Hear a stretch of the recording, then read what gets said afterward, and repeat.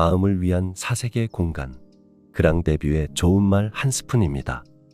노벨 평화상 수상자인 마더 테레사 수녀가 성찬한 영적 스승이 있었죠. 바로 지난 편 영상인 의식 수준을 넘어서의 저자 데이비드 호킨스입니다. 영상을 시작함에 앞서 혹시 이전 편을 못 보신 분은 미리 시청하시고 보시면 큰 흐름을 이해하는 데 도움이 되실 겁니다. 오늘은 데이비드 호킨스의 놓아버림, 즉 내려놓는 삶의 기술에 대해 여러분과 함께 사색해 보겠습니다. 여러분은 지금 무엇을 움켜쥐고 있나요? 상처, 분노, 불안, 후회, 질투, 자격지심, 미련. 정말 떨쳐버리고 놓고 싶지만 놓을 수 없는 감정 하나쯤은 가슴 깊이 품고 살아가고 있지 않나요? 데이비드 호킨스는 말합니다. 우리는 외부 상황 때문에 괴로운 게 아니다. 우리가 그 감정을 붙잡고 있기 때문이다. 그는 이 감정 붙잡기를 에너지 억류라 부릅니다. 우리가 억누르고 피하고 해소하지 못한 감정은 우리 안에 남아서 에너지 장애를 일으킵니다. 이건 단순한 심리 문제가 아닙니다. 에너지 진동의 차이, 즉 의식 수준의 문제입니다. 호킨스는 말합니다. 감정은 억누르거나 표현하거나 회피하는 방식으로는 절대 사라지지 않는다. 오히려 우리를 지배하고 삶 전체를 결정하게 된다. 우리가 경험하는 모든 감정에는 에너지가 있습니다. 그 에너지를 억누르면 몸과 마음은 점점 무거워지죠. 예를 들어볼게요. 우리가 누군가에게 받은 상처가 있습니다. 마음속 깊이 분노가 일었죠. 하지만 그 순간 우리는 이렇게 말합니다. 괜찮아. 그냥 참자. 화내봐야 나만 손해지. 정말 괜찮았을까요? 사실은 그 분노를 가슴속에 꾹꾹 눌러 담은 채 대상이 다른 누군가에게 분출되거나 혹은 나 자신에게 계속해서 터뜨리고 있었던 건 아닐까요? 호킨스는 말합니다. 감정을 억누르지 말고 판단하지도 말고 그냥 그 감정이 존재함을 허용하라. 우리가 느끼고 싶지 않은 감정을 피하려고 애써 노력하지 마세요. 우리는 대부분 그것이 나에게 나쁜 감정이니까 절대로 느껴서는 안 된다고 생각합니다. 하지만 결국 그 나쁜 감정을 느끼게 된 이유를 거슬러 생각하게 되고 다음엔 그런 감정을 어떻게 하면 느끼지 않을 수 있을까 생각하게 되죠. 이런 생각은 꼬리를 물고 오히려 그 나쁜 감정을 계속 생각하고 강화시키는 결과를 불러일으킵니다. 예를 한번 들어볼게요. 우리는 매일 비교 속에 살아갑니다. 누구는 어떻게 잘 산다더라. 누구는 연봉도 높고 좋은 집으로 이사 갔다던데. 누구네 자식은 속도 안 썩이고 부모에게 잘한다던데. 또는 스스로 이런 질문을 하죠. 왜 나는 안 되는 걸까? 왜 나만 이렇게 힘들고 부족하지? 도대체 왜 나만? 도대체 왜? 집, 차, 연봉, 학력, 자식, 외모, 재능, 그리고 인간관계까지. 그 안에서 부러움과 시기, 질투나 자격지심, 열등감, 회피, 두려움이 조용히 자라납니다. 그런데 우리는 겉으로는 애써 말하죠. 난 그런 거 절대 신경 안 써. 나는 그냥 내 삶을 사는 거지. 정말 그럴까요? 어쩌면 우리는 그 감정을 느끼면서도 안 느낀 척 모르는 척 감정의 가면을 쓰고 있는 건 아닐까요? 그리고 한편으로 그런 생각을 하지 않기 위해 끊임없이 저항하고 명확하게 느끼는 그 감정을 인정하지 않는 건 아닐까요?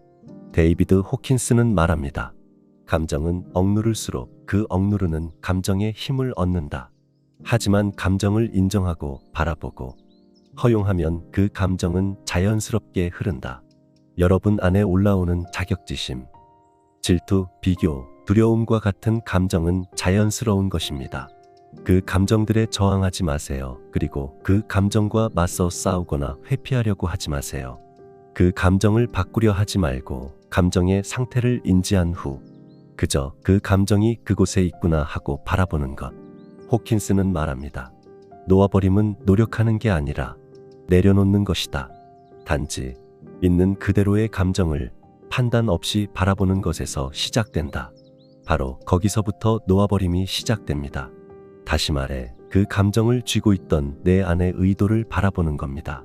왜 나는 그 감정을 붙잡고 있었는가? 왜 나는 이 분노를 놓지 못했는가? 왜 나는 이 슬픔에 익숙해져 있었는가? 그 질문을 할 때 비로소 감정은 해결의 대상이 아니라 흘러가는 파동으로 바뀝니다. 호킨스는 놓아버림에 실천하는 방법을 이렇게 설명합니다. 어떤 감정이 올라오면 그것을 이성으로 해결하려 하지 마라. 먼저 감정을 그냥 느껴라. 있는 그대로 판단 없이 느껴라. 그리고 내 마음속에 그 감정이 있다는 걸 인정한다. 그 감정에 저항하려 하지 않고 바꾸려 하지 않고 그냥 허용한다. 이 간단한 허용이 감정과 나 사이의 거리, 즉 의식과 에고 사이의 경계를 만들어줍니다. 그리고 어느 순간 우리는 깨닫게 됩니다. 나는 이 감정이 아니다. 나는 이 감정을 바라보는 존재다. 감정을 내려놓는 순간 우리는 더 높은 의식 위로 이동합니다. 예를 들어 누군가에게 분노가 일어날 때 왜 이렇게 화가 나지?가 아니라 아, 지금 내 안에 분노가 있구나라고 조용히 허용하는 겁니다. 그러면 그 감정은 서서히 흘러갑니다. 저절로 사라지지는 않지만 그 힘을 점차 잃어가기 시작하는 것이죠. 감정을 억누르면 몸이 아프고 마음이 다치고 세상이 위협적으로 느껴집니다. 하지만 놓아버리면 여유가 생기고 사람이 다르게 보이고 삶이 가볍고 단순해집니다. 그건 갑작스러운 변화가 아닙니다. 매일 조금씩 감정을 흐르게 하는 습관에서부터 시작됩니다.